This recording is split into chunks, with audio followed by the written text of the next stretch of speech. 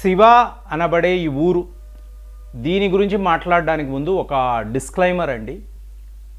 ఇప్పుడు ఈ అఖండ భారత్ పరిశోధనలు ఇంకా ఎన్నెన్నో ఊళ్ళు, ఎన్నెన్నో దేశాలు రాబోతున్నాయి.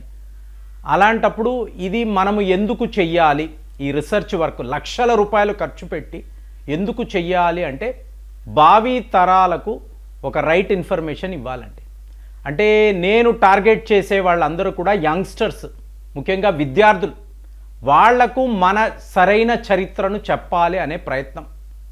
ఇప్పుడు ఈ వీడియో నేను మదనపల్లి నుంచి రికార్డ్ చేస్తున్నానండి. ఒక పోలీస్ ఆఫీసర్ నన్ను కలవడానికి నిన్న వచ్చారు. వచ్చినప్పుడు ఏంటంటే ఈయన బ్యాక్గ్రౌండ్ సాఫ్ట్వేర్ నుంచి పోలీస్ రంగంలోకి వెళ్ళినప్పుడు చూడండి ఫ్రెండ్స్, మీకు ఆర్టిఫిషియల్ ఇంటెలిజెన్స్ని మాట్లాడతాం. ఈయన ఏం చేశారంటే, నా వీడియోస్ ఉంటాయి చూసారా, ఫర్ ఎగ్జాంపుల్ ఇప్పుడు చైనా గురించి నేను మాట్లాడుతున్నాను. ఒక 4 వీడియోలు చైనాకు సంబంధించినవి తీసుకొని వాటిని గూగుల్ నోట్బుక్ ఎల్ఎంఎన్ అంటారు. ఇప్పుడు ఇందులో ఈయన అనుసంధానం చేశారు. అంటే 4 వీడియోస్ని కూడా కలిపి నాకు డేటాను ఇవ్వు అని చెప్పారు. మీకు అందులో నుంచి వస్తున్న డేటా అనాలిసిస్ ఎంత షాకింగ్గా ఉందంటే, ఇప్పుడు ఇంకొక అనాలిసిస్ చాణక్య నీతి అంటాం. ప్రేమ్ గారు ఎంత అద్భుతంగా ఉందో చూడండి అని చెప్పి చాణక్య నీతికి సంబంధించిన ఒక ఇంగ్లీష్ కాన్వర్జేషన్, ఒక పురుషుడు ఒక మహిళ మన చాణక్య నీతి ఎలా పనిచేస్తుందని అమెరికన్స్ అండి వాళ్ళు మాట్లాడుతున్నారు. మీకు ఎలాంటి ఒక ఇన్ఫర్మేషన్ అంటే షాకింగ్గా ఉంది. సో మనము ఒక విషయాన్ని తీసుకున్నప్పుడు, ఇప్పుడు ఎందుకు చెప్తున్నానంటే, కొంతమంది మిత్రులు ఫోన్లు చేసి ఏవేవో మాట్లాడుతున్నారండి అని చెప్తారు. సో అందరూ మనవాళ్లేనండి, ఇక్కడ ఏ తేడా లేదు, అందరూ మనవాళ్లే. అందరికీ కూడా ఒక మంచి నాలెడ్జ్ని ఇవ్వాలనే ఉద్దేశంతోనే ఈ వీడియోలు చేయబడుతున్నాయి. కానీ ఇక్కడ ముఖ్యమైన విషయం స్టూడెంట్స్, వీళ్ళు అడిగే ప్రశ్నలు ఇప్పుడు మనం సరిగ్గా జవాబు చెప్పలేకపోయామో అనుకోండి, వాళ్ళు ఆర్టిఫిషియల్ ఇంటెలిజెన్స్ అంటారు, చాట్ జీటీపీ అంటారు, లేదా ఇలాగా గూగుల్ నోట్బుక్ ఎల్ఎంఎన్ అంటారు. సో ఇందులో వాళ్ళకి ఎలాంటి సమాచారం వస్తుందంటే ఏంటి, మీకన్నా మాకు ఎక్కువ తెలుసు అనబడే ఒక సిచ్యువేషన్లో స్టూడెంట్స్ ఉంటున్నారండి. తల్లిదండ్రుల కన్నా పిల్లలకు ఎక్కువగా నాలెడ్జ్ ఉంటుంది. అనుభవం మనకు ఉండొచ్చు, కానీ నాలెడ్జ్ వాళ్ళకే, ఎందుకంటే ఈ టెక్నాలజీని వాడుతున్నారు.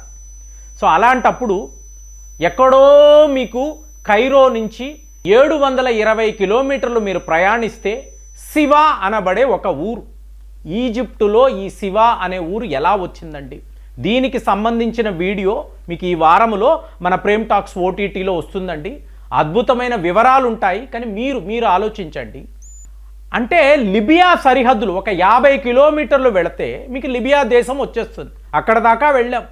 అక్కడ శివ అనబడే ఒక నగరం, అంటే సహారా ఎడార్ల వద్ద ఉండే ఒక అద్భుతం ఎలా వచ్చిందండి. ఇప్పుడు ఆ గైడ్ని అడిగాను, అయ్యా ఈ పేరు ఎలా వచ్చింది అంటే తెలియదండి. అసలు శివ అంటే అర్థం ఏమిటండి తెలియదండి. తరువాత ఒక వివరం టీ తాగుతూ ఆయన చెప్తున్నాడు, ఒక 6000 సంవత్సరాల క్రితము సైవేట్స్ అనబడే ఒక జాతి ఇక్కడ నివసించేదండి. ఈ సైవేట్స్ అంటే ఇతనికి అర్థము తెలియదండి. వైష్ణవేట్స్ అంటాము, సైవేట్స్ అంటాం. అంటే శివ ఉపాసకులు ఈ నగరాలలో, ఈ ప్రాంతాలలో వాళ్ళు వచ్చి నివసించారు.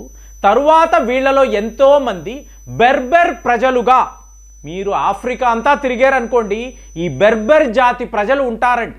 అంటే వీళ్ళలో ఒక తెగే సైవేట్స్. అంటే మీకు భారత్ నుంచి శివుడు అన్నప్పుడు ఈ భారతదేశానికి సంబంధించిన ఒక దేవుడు కదా. సో మరి ఇక్కడ దాకా ఈయన ఎలా వచ్చారంటే వీళ్ళు తీసుకువచ్చారు. ఇప్పుడు ఎక్సోడస్ గ్రూప్స్ అని అంటాం కదా. సో అలాగా శివుడు, వీళ్ళు పూజించే శివుడిని ఇక్కడ దాకా ఈజిప్ట్ దాకా తీసుకువచ్చి ఈ ప్రాంతానికి శివ అనబడే పేరు పెట్టారు. ఇప్పుడు మనము చూసేదల్లా చాలామందికి ఇది ఎలా కుదురుతుంది ప్రేమ్ గారు, మీరు ఎలా చెప్తారండి అంటే, మనము పేర్లను చూస్తాము, భాషను చూస్తాం. సో నాకు నా గురువులు ఇచ్చిన టెక్నిక్ ఇదే, ఎప్పుడైనా ముందు ఆ పేరును గమనించు, వాళ్ళు మాట్లాడే భాషను గమనించు, నీకు ఆధారాలతో వాళ్ళు ఎవరో తెలిసిపోతుంది. ఇది నాకు ఇచ్చిన నాలెడ్జ్. దాని ప్రకారం ఇప్పుడు శివ, ఇప్పుడు ఎంతోమంది ఆర్గ్యూ చేయొచ్చు, శివ అంటే SIVA అండి, లేదా SHIVA. ఇక్కడ SIWA ఉంది కదా, ఆ శివ వేరు ఈ శివ వేరు అనొచ్చు. అనేవాళ్ళు ఏమైనా అంటారండి, కానీ ఒక సరైన పరిజ్ఞానము ఉండాలి.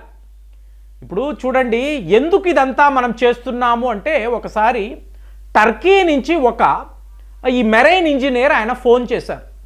ఫోన్ చేసి, ప్రేమ్ గారు నిజంగా ఒక వీడియో మీది చూశానండి, గోబికల్ తెపే అనబడే ఒక ఆలయం గురించి మీరు మాట్లాడారు.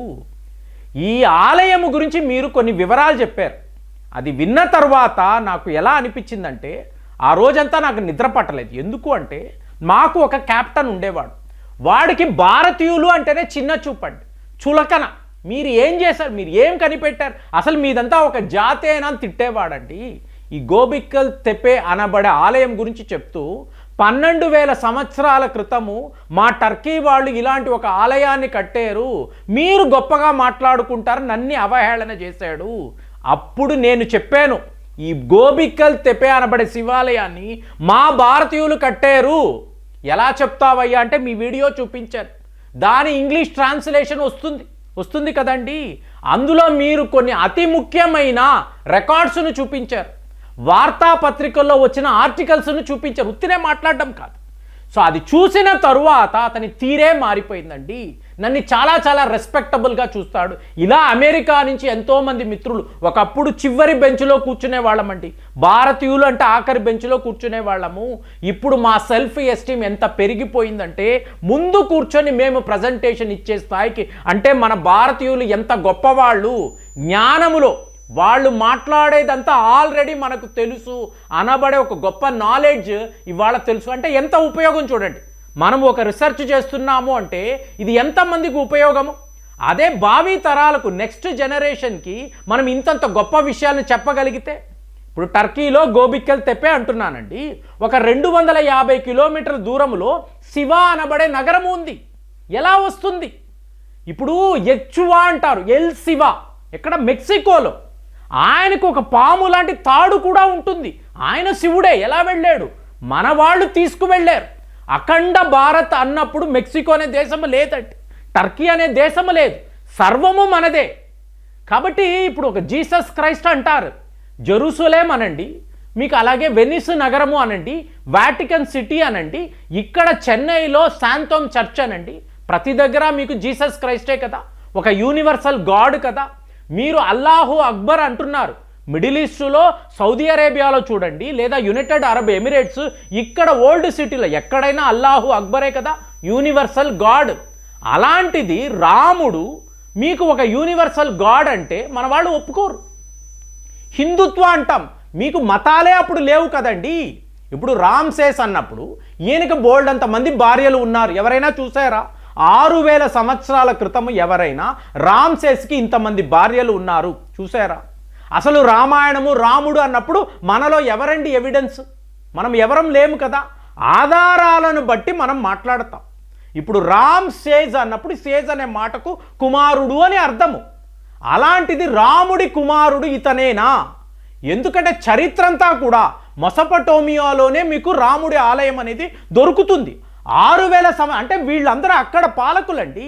అందులో భారత్ కూడా ఒక భాగమే. అఖండ భారత్లో భారత్ ఉంది, మీకు అలాగే ఈజిప్ట్ లాంటి ప్రాంతాలు ఉన్నాయి. వీళ్ళు యూనివర్సల్ రూలర్స్. తరువాత వీళ్ళని యూనివర్సల్ గాడ్గా ఇవాళ మనం చూస్తున్నాం. కాబట్టి ఇదంతా ఏంటంటే, నెక్స్ట్ జనరేషన్ మనల్ని అడిగినప్పుడు మనం కరెక్ట్గా చెప్పగలగాలండి, లేదా ఇలాంటి ఆధారాలు చూపించగలగాలి. ఎలా పడితే అలాగ, అంటే చిత్తశుద్ధి లేని శివ పూజ అనేది చెయ్యకూడదు. కాబట్టి ఇంతంత కష్టపడి వెళ్ళి మనం రీసెర్చ్ చేస్తున్నాము, ప్రజలకు చెప్తున్నాం ఇందులో ఏవి ఆధారాలు ఎంత కరెక్ట్గా ఉన్నాయి. ఎవరెవరో ఏదేదో మాట్లాడొచ్చు, వాటినంతా కూడా మనము బేసిస్గా తీసుకోవడానికి ఉండదు. ఒక మిత్రుడైతే ఎంత వివరంగా అసలు ఈజిప్ట్ అంటే ఏంటి, అజప్తా అంటే ఎవరు, అసలు అజాపతి అంటే ఎవరు, రఘు అంటే ఎవరు, ఇంత వివరంగా ఆయన రాశారు. రాసినప్పుడు ఎంతమంది చదువుతారు, ఎన్ని విషయాలు నేర్చుకుంటారు, అది కదా మనకు కావాలి. కాబట్టి ఉత్తినే మాట్లాడడం కాదండి, వ్యాలిడేషన్తో, క్రెడెన్షియల్స్తో మాట్లాడడం ఎప్పుడూ మంచిది. ఇది నా చిన్న రిక్వెస్ట్. మీరు క్రిటిసైజ్ చెయ్యొచ్చు, కానీ మీకు అర్థవంతమైన క్రిటిసిజము, ఆధారాలతో క్రిటిసిజం అనేది చేశారనుకోండి, అందరికీ కూడా మంచిది. మరి మీకు కూడా అలాగే అనిపిస్తుందా? కామెంట్స్లో రాయండి. మళ్ళీ వచ్చే వీడియోలో కలుద్దాం. జై హింద్.